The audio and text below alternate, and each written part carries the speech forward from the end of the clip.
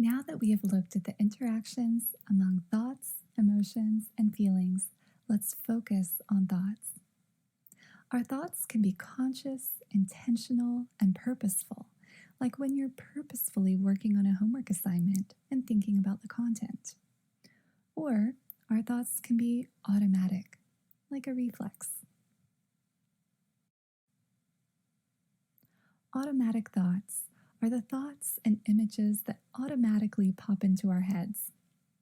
We don't choose for them to happen, they just do. For example, you may be purposefully working on your homework when the automatic thought pops up that you suddenly need to clean your room, or text a friend, or call your mom back. These automatic thoughts can be helpful or unhelpful. For example, if you're working on that homework assignment and you have the thought, I need to go to the bathroom, that's helpful. But if the automatic thoughts distract you from what you're trying to accomplish and you can't refocus on your homework, that's not so helpful. Sometimes automatic thoughts can impact the way we feel or further think about things. We're going to hone in on these automatic thoughts, particularly the unhelpful ones, because this is where we can start to see some difficulties when it comes to anxiety.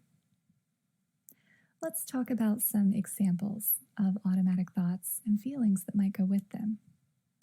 Imagine you notice that your heart rate has accelerated. You may have the thought, my heart is racing, I must be having a panic attack. Or you may have the thought, my heart is racing, I'm so excited. Can you see how the same internal experience or stimulus, i.e., your heart racing, can provoke different thoughts? Think about what feelings you would have if you had the thought, my heart is racing, I must be having a panic attack. Now think about the feelings you would have had if you had the thought, my heart is racing, I'm so excited. Can you see how different thoughts may provoke different feelings? Here's another example. This time, our thoughts are in response to an external stimulus. Imagine you're walking on campus and someone doesn't acknowledge you when you say hi. You have the thought, they must not like me. Or you might have the thought, maybe they didn't hear me. Can you see how having these two different thoughts might elicit a different emotional response? You may feel hurt if you think they don't like you, or you may brush it off if you think they didn't hear you.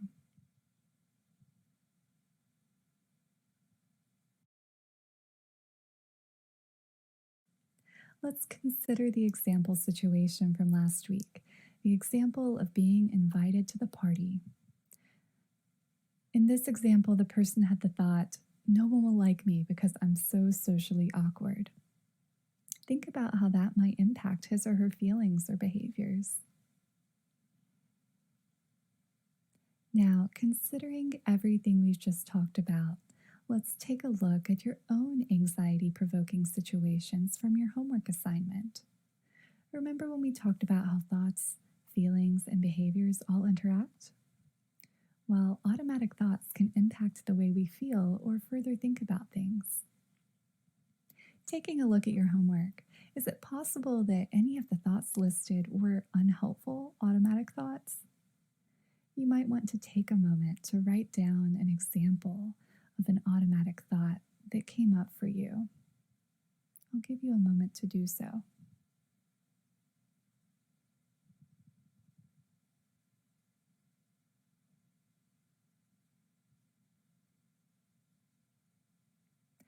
As we keep practicing these tools and increasing your awareness, you might notice some patterns in your thoughts.